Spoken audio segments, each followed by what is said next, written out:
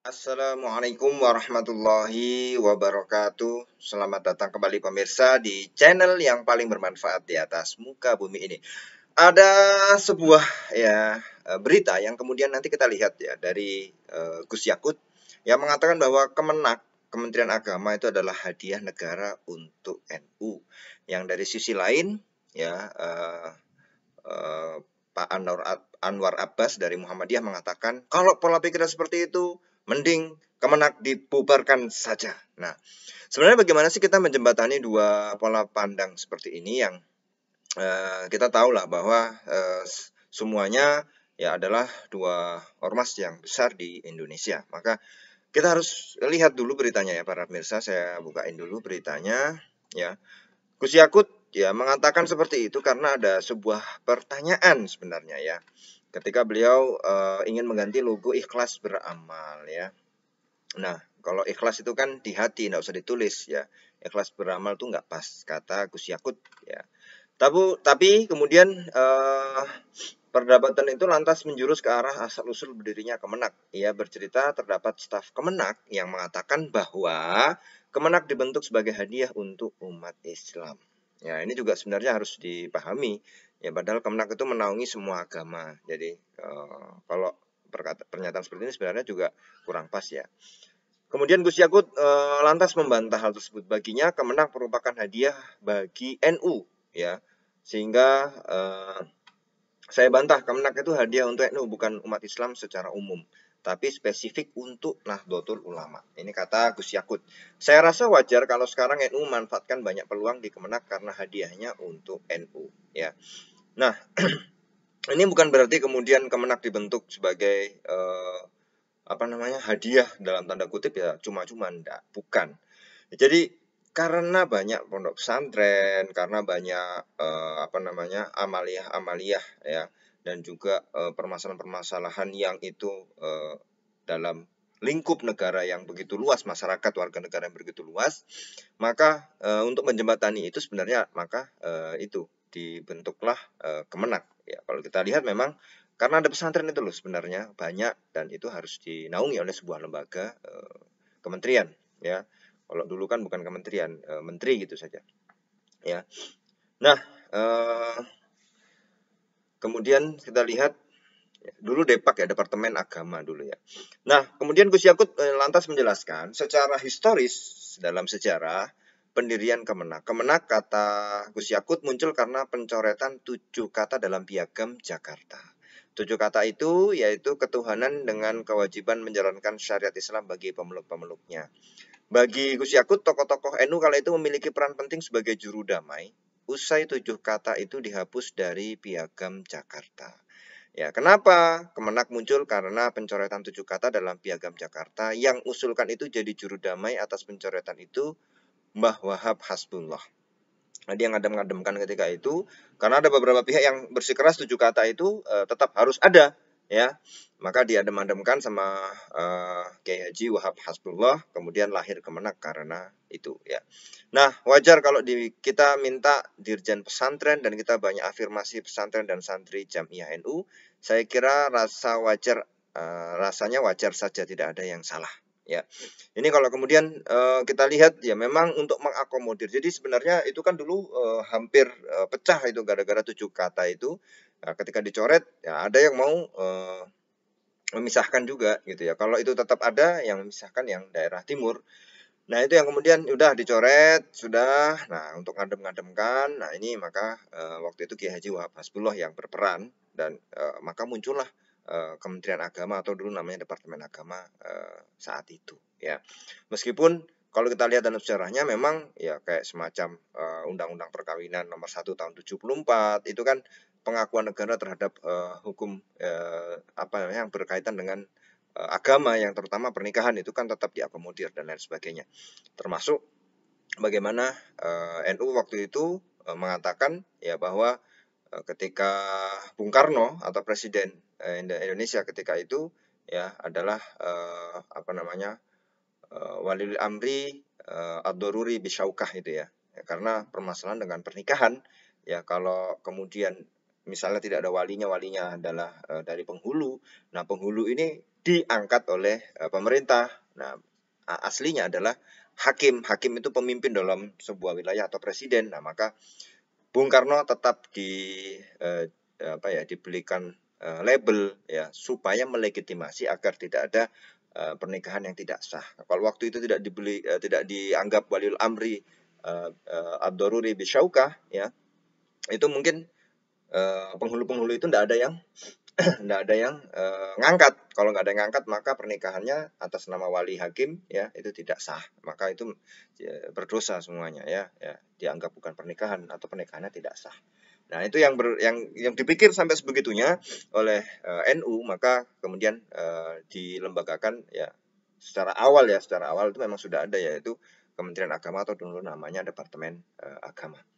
Nah, kemudian berkembang ya, ini kata Gus Yakut, ada agama-agama lain ya itu karena melindungi ya, karena memang sifatnya NU adalah toleran ya, jamaahnya besar, fisik badannya besar. Nah, yang besar itu melindungi yang kecil, yang lain itu adalah sifat daripada tolerannya Nahdlatul Ulama. Sebenarnya itu sudah ya enggak masalah sih sebenarnya ya. Oke lah, kita bisa melihat itu secara memang fungsinya ya dalam negara kan luas sekali. Maka dibentuklah kementerian itu untuk merapikan sebenarnya, untuk agar sesuatu yang berkenaan dengan hukum-hukum Islam itu masih tetap terakomodir ya, seperti itu ya. Tetapi ini kita lihat dari sisi Muhammadiyah, yaitu Kiai Haji Anwar Abbas mengusulkan pembubaran Kementerian Agama. Ya, ini kenapa kok kemudian minta dibubarkan? Hal itu beliau sampaikan setelah Gus Yakut, Menteri Agama, menyebut Kementerian Agama adalah hadiah negara spesifik untuk NU, bukan untuk umat Islam secara umum. Kiai Anwar menyayangkan pernyataan dan cara berpikir Gus Yakut. Ia tidak mau Kemenak tetap dipertahankan jika dikelola pihak-pihak yang berpikiran seperti itu ya. Saya minta Kementerian Agama lebih baik dibubarkan saja karena akan membuat gaduh di mana mudaratnya pasti jauh akan lebih besar dari manfaatnya ya. Ini justru kalau dibubarkan bisa jadi mudaratnya lebih banyak ya. Kita mohon maaf ya, kalau Kementerian Agama dibubarkan itu mudaratnya lebih banyak ya. Tapi yang mungkin yang harus dipahami adalah pola pandangnya sebenarnya, pola pandang, cara pandangnya saja, sehingga tidak maksudnya itu harus Kemenak itu harus NU bagaimanapun juga ya. Ya, kita semua kan umat Islam banyak ya, dengan kelompok-kelompok di dalamnya, organisasi ormas di dalamnya. Maksudnya ya tetap mungkin yang paling berpengaruh di Kementerian Agama adalah Nahdlatul Ulama, tapi tidak kemudian bersifat otoriter, tetap mengakomodir pendapat-pendapat yang lain. Jadi kalau dibubarkan malah nanti siapa yang ngurusi haji, siapa yang ngurusi pesantren. Nah, ini kan bahaya juga ya.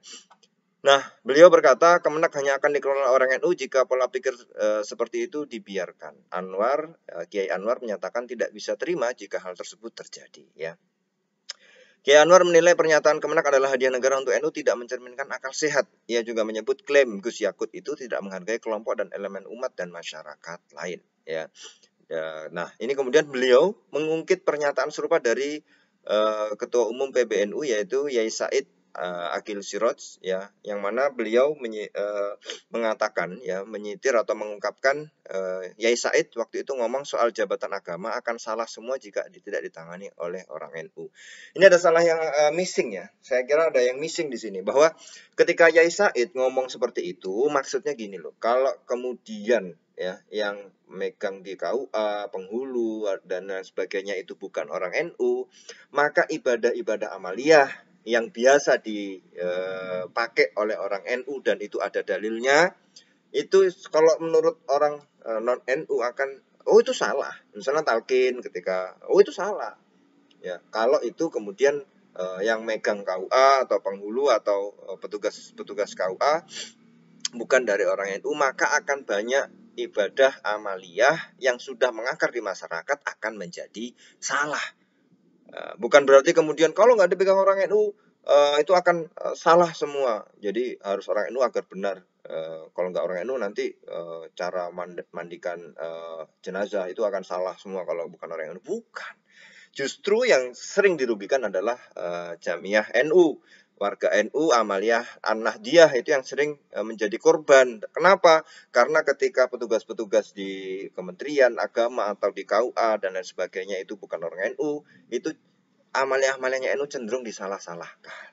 Itu loh maksudnya. Ya, jadi kita harus memahami secara jelas ya pernyataan dari Yai Said ketika Yai Anwar Abbas dari Muhammadiyah ini menyitir perkataan Yai Said. Waktu itu saya lihat video fullnya. Wow, maksudnya seperti itu. Ya enggak masalah. Betul apa yang dikatakan Yai Said. Cuma karena videonya dipotong jadi label berita supaya ratingnya naik, itu yang mungkin dibaca oleh sebagian orang dan disalahpahami. Ya, itu yang sering missing di situ. Jadi kita harus betulkan dulu para pemirsa bahwa apa yang dikatakan Yai Said ketika itu adalah kalau ya petugas-petugas atau pegawai-pegawai dari Kemenak itu bukan orang NU akan cenderung ya akan menyalahkan amaliyah-amaliyah orang NU ya. Makanya maka akan salah.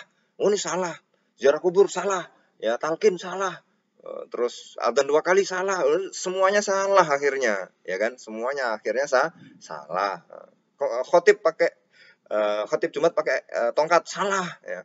Nah, kenapa yang menjadi korban adalah amaliyah-amaliyah orang NU yang pada dasarnya itu sudah mengakar di masyarakat dan ada dalilnya. Sorry, mohon maaf ya, ada dalilnya ya dari para ulama-ulama itu ada dalilnya ya, mengakar di masyarakat dan ada dalilnya. Tapi yang ini kemudian kalau pegawainya atau petugasnya itu bukan orang NU akan cenderung disalah-salahkan. Oh, itu salah, nggak ada dalilnya. Oh, itu salah, tidak ada tuntunannya dalam hadis ataupun Quran dan lain sebagainya. Padahal itu ada dari dalil-dalilnya yang diungkapkan oleh para ulama. Nah, itu yang harus dipahami ya. Bukan berarti kalau kemudian yang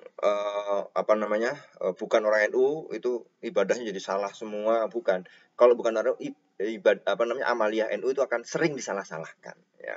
Nah, itu ya. Maka akan salah menurut orang yang non NU tadi kalau menjadi petugas atau pegawai ya. Nah, itu ya harus lihat kita. Nah, pesan beliau adalah semestinya seorang menteri dan pemimpin umat mereka lebih mencerminkan dan mengedepankan sifat arif serta bersikap dan bertindak sebagai negarawan. Ini juga tidak serta-merta muncul. Saya rasa Gus Yakut dan Yai Said ya ini mendapatkan banyak laporan dari masyarakat bahwa ibadah-ibadah amaliyah itu cenderung disalah-salahkan ya, terutama kita lihat juga banyak pegawai atau petugas yang ada di Kemenak sendiri ya, itu yang afiliasinya adalah untuk organisasi transnasional. Mohon maaf saya harus mengatakan seperti itu, ada beberapa yang kemudian itu menjadi cenderung menyalah-nyalahkan ibadahnya amaliyahnya orang NU yang saya harus pahami. Ya, saya harus jelaskan, satu, itu ada dalilnya sebenarnya. Cuma karena dia tidak belajar banyak, ya bukan orang pesantren, ya karena bacanya buku terjemahan, biasanya orang-orang yang cenderung mengikuti yang transnasional, organisasi transnasional itu kan bukan basicnya bukan pesantren, nggak ngerti bahasa Arab, jadi baca buku terjemahan terus gampang didoktrin. Ya. Akhirnya seperti itu, menganggap bahwa amaliyah-amaliyah orang NU itu tidak ada dalilnya, bid'ah dan lain sebagainya. Padahal ada, saya katakan ada ya. Baca buku kitab-kitab kuning di belakang saya itu banyak sekali ada ya. Yang di sebelah sini juga ada lemarinya ya. Nah, itu yang kedua, itu dalam rangka ketika mereka mendapatkan banyak laporan ibadah-ibadah amaliyah NU An-Nahdiyah itu ya, ibadah amaliyah An-Nahdiyah itu banyak dituduh bid'ah, sesat, kafir dan lain sebagainya, itu masuk kepada mereka, kemudian mereka mengungkapkan ini loh sebenarnya yang terjadi itu. Jadi saya rasa Yai Anwar Abbas dari Muhammadiyah juga harus melihat ya secara jelas petanya, kenapa ada ungkapan seperti itu, ada historinya, setarehnya atau sejarahnya, kenapa Yai Said atau Gus Yakut mengatakan seperti itu. Kalau muncul ujuk-ujuk saya rasa tidak, tapi itu adalah dari hasil perenungan-perenungan yang panjang dan laporan-laporan atau diskusi-diskusi Basul Masail yang sering digelar sehingga memunculkan kalimat seperti itu. Artinya kita harus memahami bahwa sejarah memang Jamiah NU adalah jamiah terbesar di Indonesia ya, bahkan di dunia, yang itu seringkali dianggap nyeleneh, bid'ah, sesat, ya, kafir dan lain sebagainya oleh sebagian kelompok yang kecil yang baru saja muncul, yang itu sifatnya transnasional, ya, yang kemudian mereka itu sangat berisik ya karena menguasai media sosial. Padahal kalau di kampung-kampung di desa itu sudah mapan dan tidak ada masalah gitu loh ya. Nah itu yang mungkin ingin diungkapkan. Kita harus baca. Saya berusaha ya di sini bukan berpihak pada satu, tapi kita berusaha untuk berpikir secara akal sehat yang dikatakan ya Anwar Abbas tadi dari Muhammadiyah tadi ya. Ini Anwar ini akal sehat yang kemudian bisa kita ungkapkan. Ini bukan saya berpihak kepada satu cenderung, enggak. Ya, ini saya berusaha untuk netral dan untuk menjelaskan apa yang terjadi sebenarnya. Terima kasih para pemirsa. Kalau ada sanggahan, kritik, komentar silahkan tulis di kolom komentar. Terima kasih. Wassalamualaikum warahmatullahi wabarakatuh.